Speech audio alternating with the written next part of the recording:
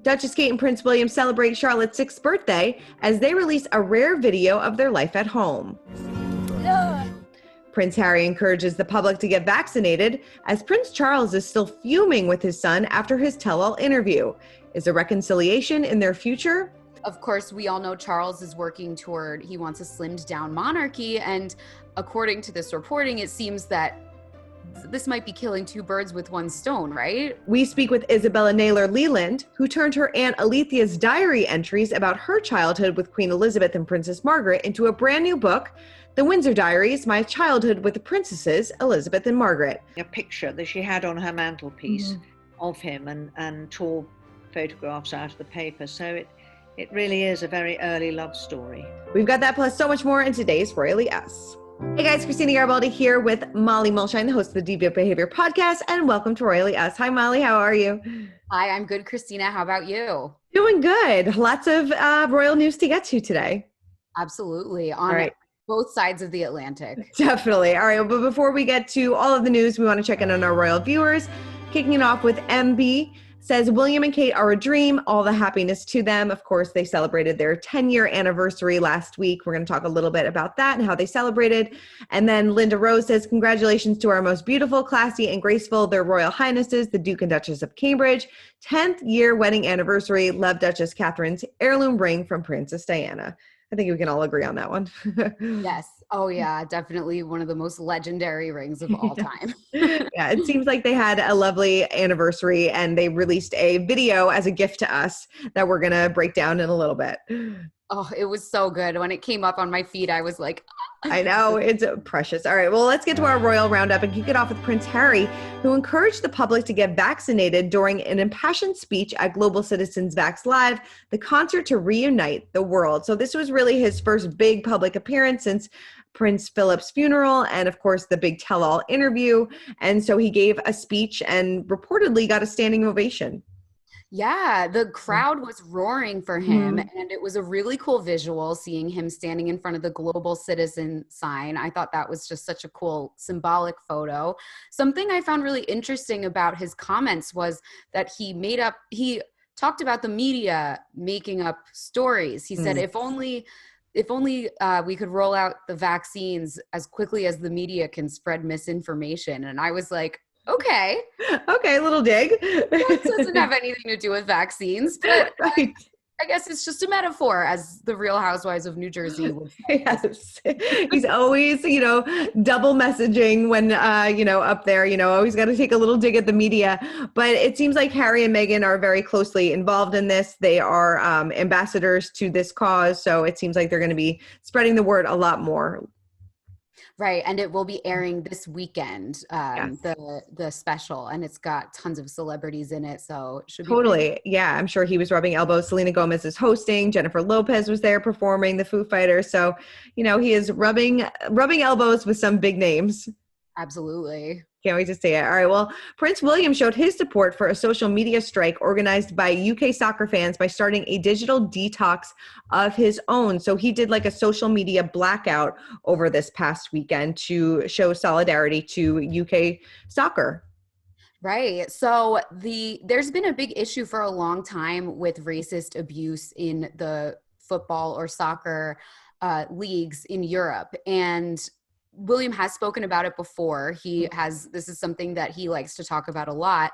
And he's wanting to challenge social media companies to improve their policies and processes so that players don't have to see this stuff and so that people don't have to deal with it. So it's cool that he took part in the blackout as well, because we know how much more effort he and the Duchess have been putting into their social media accounts. So yeah, totally. Actually could make a difference. Yeah, and he was did a media boycott from Friday to Monday, and like you said, it was in response to the sustained abuse received online by players and many others in the football community. He's spoken out about this before, like you said, so hopefully somebody on his platform could definitely make a difference and get people talking and to stop the hate, because it's ridiculous. We don't need that. We need some love around here. Right, and it's sports. It's like, how do you even take it seriously enough to be that mean about it? Seriously. Seriously, like you have nothing better to do. Unbelievable. Well, before William took a social media freeze, he and Kate released a very rare video, which gave us a glimpse inside their life with their 3 kids. It is absolutely adorable. So take a look.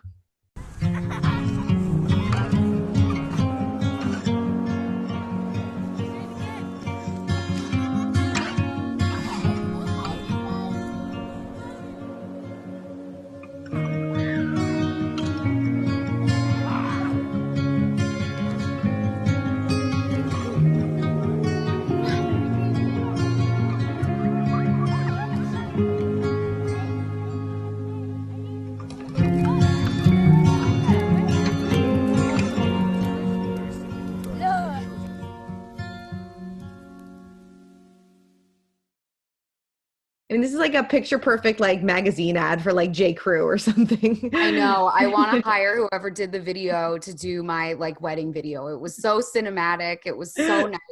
And I thought it sent a really strong message of, you know, we just saw Harry and Meghan open up a lot. They talked for, you know, over an hour and we're still dissecting it. And I think this is sort of William and Kate saying, well, we can open up too, because we've never seen a video this long with them and their kids just in their natural environment. So I think they were definitely trying to sort of say something with that. I think so too. I mean, do you think that now maybe we will hear them, you know, maybe I mean, obviously they're not going to have a tell-all interview because that's just not how the royals work. But I wonder if we will be getting these more personal glimpses inside their life and making it seem like they're more human than we've seen in the past. I think so. I think that is going to be like their biggest contribution to modernizing the royal family and just being like, we're not untouchable. We are, you know, down to earth people just like everyone else. Whether that's true or not, obviously, you know, open to interpretation, but they're definitely not afraid to show that in a way that I don't think, you know, I can't picture the Queen doing this, rolling around on the beach with her kids in a video back in the 50s or 60s. You know? No, definitely. They weren't firing up the s'mores, but I think like, I mean, it's definitely like a real moment. The kids are very well behaved in that video. So it is nice to see them behind the curtain, I guess, and, you know, being a real family. Yeah, exactly. Yeah, definitely. So like it was a great 10th wedding anniversary to us. Yeah, it was. It was so great. Yes. And they got a lot of well wishes from the Queen, Prince Charles. And also we have reporting that Prince Harry actually sent Kate and William their well wishes as well for their 10th anniversary. So that was pretty cool. Right. I wonder how that was received. I'm really interested in that. Me too. I mean, we're going to talk about it a little bit more later on about how William and Harry's relationship has, you know, kind of evolved since they saw each other. But, you know, we hear that he and Meghan both messaged them privately, which, you know, they don't really have the social media platform anymore to send out like an Instagram photo. But it's nice to see that they're kind of maybe getting back on track. Right. Yeah, that is good. It hopefully will open up the doors even more. What did you think of their 10th anniversary portraits? I loved them. I mean, Kate looks stunning. Kate looks the same as she did in their engagement photos. It's insane. Like she has not aged a day. Right. And what did you think about them? I thought she looked beautiful. I loved the dress. I heard the dress sold out in like minutes. So I thought she looked stunning. And, you know, like you said before, you know, it's kind of like showing a softer, more personal side to them, which I love. Right. And I thought it was really just going to put on my amateur art history major hat for a minute, like so I can be like Kate. But the way that she was sort of looking out into the distance in the photos and William was sort of wrapped up around her, and we know that Kate has been sort of given the keys to be the Queen's like basically successor symbolically as like a woman who's going to be in charge and who people look up to. It seemed like these photos were sending a message that's like Kate is the future of the monarchy and she's going to be looking out after everybody, and she's like just sort of this, you know, placid, graceful force that the monarchy is going to be relying on. So I thought that's the vibe I got from just. I like that. I love that so much. You'd get an A back in art history. I love it. Well, there was definitely a scary situation at Windsor Castle that went down. A pair of intruders broke into Queen Elizabeth's estate and 2 people allegedly scaled the fences near where she walks her dogs. And this isn't the first time that this has happened in the past few weeks. Right. So it was a 31-year-old man and a 29-year-old woman who scaled the fences. And then a few days earlier, a 44-year-old Spanish woman who claimed to be Andrew's fiance got in for 20 minutes. She was so convincing that reportedly the guards at the front paid for her taxi. Right. Because they thought she was going on a date with Prince Andrew. I can't with that. That is crazy. Like, don't they have like a list of people that should and shouldn't be allowed inside the palace? I know. She was there for 20 minutes before being arrested. These people, you know, like you said, scaled the fence. I mean, maybe it's time to beef up security a little bit. I think it's time to open up the pubs in London because clearly people are bored. They really are. And it's time to get back to normal. Yeah, we got to get indoor dining back because it's too hard to get a reservation outside and all these people are going nuts. And they're like, that's probably why they broke in, just to knock on the door and be like, hey, can we please eat inside? Please, please. All right. Well, now it is time to spill the royalty. And we've got a lot of gossip and rumors to discuss. And let's kick it off with Harry and Charles's strained relationship. Now, Us Weekly had reporting that there really wasn't much progress that was made when Harry was back in the UK for Prince Philip's funeral. They really didn't talk, and Prince Charles is still pretty mad that this tell-all interview happened. Yeah, I mean, I guess it must have been really hard to even broach the subject when they were dealing with the funeral and everything while Harry was back. That's true. Of course, we all know Charles is working toward, he wants a slimmed down monarchy. And according to this reporting, it seems that this might be killing two birds with one stone, right? Right. That's what it seems like. It seems like he is totally freezing Harry out. But on the other hand, Harry kind of froze himself out. I mean, he didn't want to be a part of this anymore. So I don't think that that's really going to bother him. I think it's just the fact that he's not having this relationship with his father, not the future king, a relationship with his father. Yeah, it's really... it sounds like they're at an impasse completely. Yeah, it really does. I mean, hopefully they settle their differences in the future, but based on this reporting, it really seems like the two are really at odds and not going to mend fences anytime soon. Unfortunate. Yeah, but it seems like things between Harry and William are slowly getting back on track. At least, you know, we got reporting that they haven't buried the hatchet yet, but they are talking and they are in more communication, which is a good thing to hear. Yeah, I mean, it's really interesting just to think about the fact that these fights are going on for so long. And I don't know, it just makes you wonder if they knew this was going to happen when they did the interview, or because they couldn't possibly have thought that everyone would say, okay, now that you've said your piece, we're all going to be like happy family again. Right. It's just, yeah, I can't understand really the motivation now that we're seeing how bad the fallout has been. Yeah. I don't know what the end game was for this. I mean, they just wanted to maybe have a clean slate, but you know, the repercussions in their family are probably going to be felt for quite some time. Right. And I guess maybe Harry is thinking, well, the family is separate from the institution, but it's very clear that not everyone really feels that way. Yeah. And it just seems that they think maybe a knock against the institution is a knock against the family as people. So right. Yeah. Because I'm sure they, you know, like you said, they go hand in hand for so many years. It's hard to kind of separate the two, I'm sure, when you're living it. Right. Oh, man. Well, there's also some news that Harry might be pressing pause on his upcoming trip to the UK for Princess Diana's statue unveiling. I mean, there's probably a lot of factors as to why he wouldn't go back. I mean, Meghan is scheduled to give birth around that time, I'm guessing. They said late spring, early summer. And, you know, but I feel like he would be there for that. I know, especially with the way that Harry and Meghan have gone out of their way to tie Diana's legacy into their own work over the past year or so.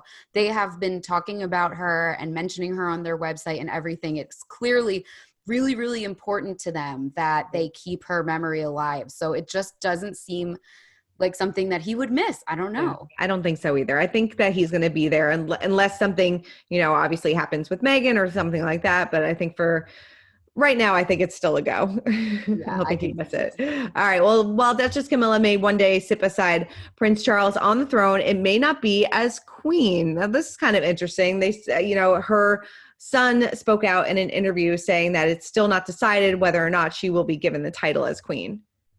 So, yeah, this is really interesting. First of all, that he even opened up about this. But right. he does do some journalism and stuff on the side. So I guess it's interesting that he hasn't squealed more than seriously, give us more. Yeah. But so, yeah, he said he doesn't know if his mom will be called queen. He said it hasn't been decided. There are a lot of interesting Sky documentaries about it, I'm sure, but I don't know if it's true.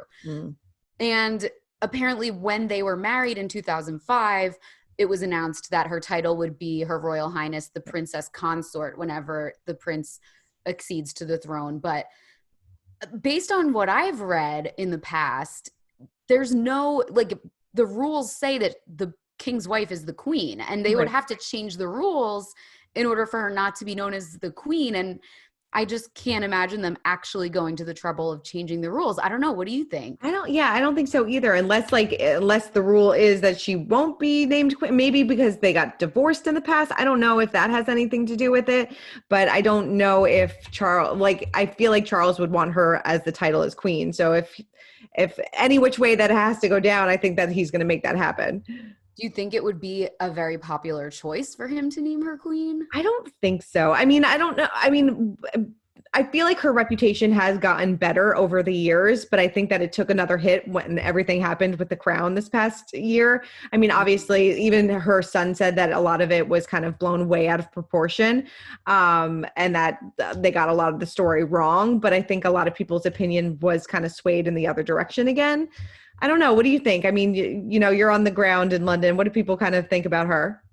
I think some people do think that, I think it's interesting because a lot of people think they're such a perfect match for each other. Yes. And it's clear that they are. I mean, they are, yeah. All of this wouldn't have happened if they didn't truly love each other. Right. But at the same time, you just have all those people who will never accept her because of everything that went on with Diana. Yeah. Well, so it's going to be interesting. We'll have to wait and see. So who knows how this is all going to go down, but we'll know eventually.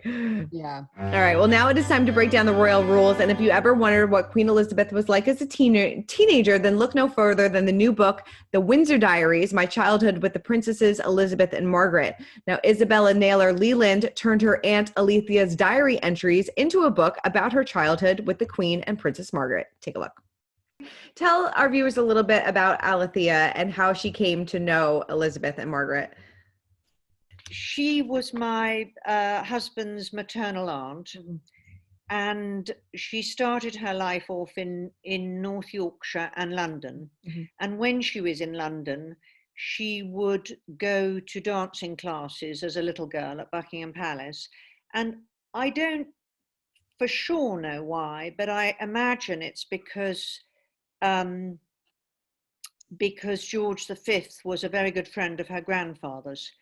And I think in those days, people moved in certain circles. And I imagine that, you know, she was the sort of suitable playmate for the princesses. And she would go off and have those sort of things like dancing and drawing and things. Speaking of childhood, I mean, they did like to do normal things together that like you wouldn't imagine Queen Elizabeth doing now, like picnics and things like that. So what were the type of things that, you know, teenage girls like to do together? Well, that's one of the things I find. I mean, I find all the royal bits very charming. Yeah. Mostly, and one of the reasons, as you just rightly say, is that they do such very sort of simple and mundane things, like one of their favorite things is dragging an old cart down to the rubbish heap and they fill it full of iron.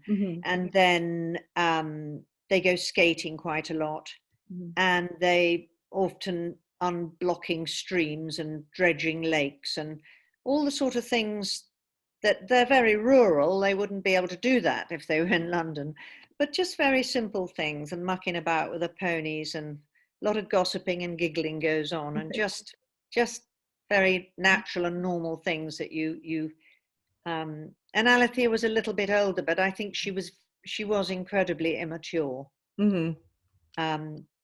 And even though the Queen was younger than her, I think the Queen was much more mature than Alethea. Yeah, and you know, I'm sure there was some gossiping and giggling about Prince Philip at the time, because I know that Elizabeth confided that she had a crush on a certain handsome prince from Greece, right?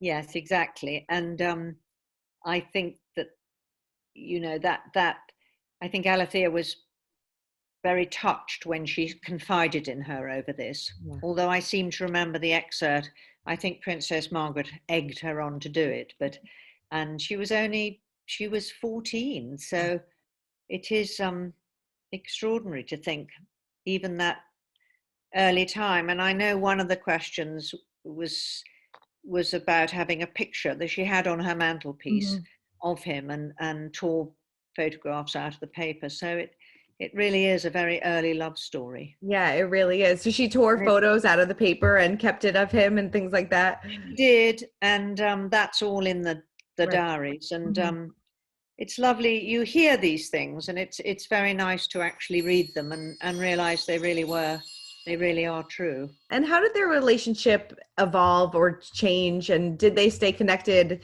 well after their 20s? Yes, I think there was as far as the diaries are concerned, I think that from about sort of 20 to 30 or something, I think they didn't see a great deal of each other. As one can imagine, both their lives went separate ways, even though they both ended up back in London. Obviously, the Queen's life became extremely complicated and full on. And then Alethea married, and then she eventually lived in Switzerland. So their lives did separate in that way, but they always kept in touch. She had her to dinner, and she would go over and have lunch at Buckingham Palace. And then she was always asked to parties. And one very lovely thing I do remember is not long before she died, Alethea, a matter of months before she died, she was asked to a ball at Buckingham Palace, and when she came back, she'd been seated on the Queen's table, and there were 8 people on her table. Wow! And I remember thinking how sweet that was of the Queen, and it meant so much to Alethea, and that was a lovely gesture, and she was thrilled about that. So in a way, she ended her life in a they were still sort of together in that sense. I mean, that's amazing too. It just shows the loyalty of the Queen as well. Yeah. So much change happened in her life as well, and she still remembers those that were there from the beginning. Yes. Did Alethea tell you of a favorite memory that, besides the diaries, maybe afterwards, a favorite memory that she shared with the Queen, besides maybe that dinner? She didn't really talk about it much. She was extremely discreet. Yeah. And no, I mean, she did leave things in the diaries that they chatted about, but I feel it would, I mean, the childrenly stuff I think is different, but I think it would be disloyal to their friendship if I was to sort of say what they chatted about personally. But really, on the whole, it was just an very old friendship and gossiping about friends and nothing, normal teenage things. Well, yes, and as older friends. Right, and as older friends too. Definitely had to be interesting growing up with the future Queen. I know, I can't even imagine what that would have been like. So crazy. So crazy. All right, well, before we wrap up, we have to check in on the royal kids in Pint-Sized Palace. And Princess Charlotte celebrated her 6th birthday, which I can't believe she's 6 years old. And of course, they released a brand new portrait, and she is just adorable. Who do you think she looks like? I think she looks so much like William. I came across a photo of him as a kid, and it's like they look so alike. What do you think? They really do. I feel like all the kids pretty much look like William. He's definitely got the dominant genes. Like George and Louis are basically the same. They look like twins. And then Charlotte definitely does look like William. But a lot of people are saying that she looks like a young Queen Elizabeth too. Oh, I could definitely see that. Absolutely. Yeah. So adorable. We hope she had a great birthday. I'm sure she did. Yeah, it definitely. And it's also cool. They stuck to their social media blackout and posted it on someone else's page, which is really cool. Very cool. Very cool. All right. Well, Molly, thank you so much as always for running down all things royals. Thank you, Christina. All right. Well, that's it for this week's episode of Royally Us. Make sure to check back every Wednesday on Us Weekly's YouTube channel. Keep commenting, keep subscribing, and we'll see you guys next week.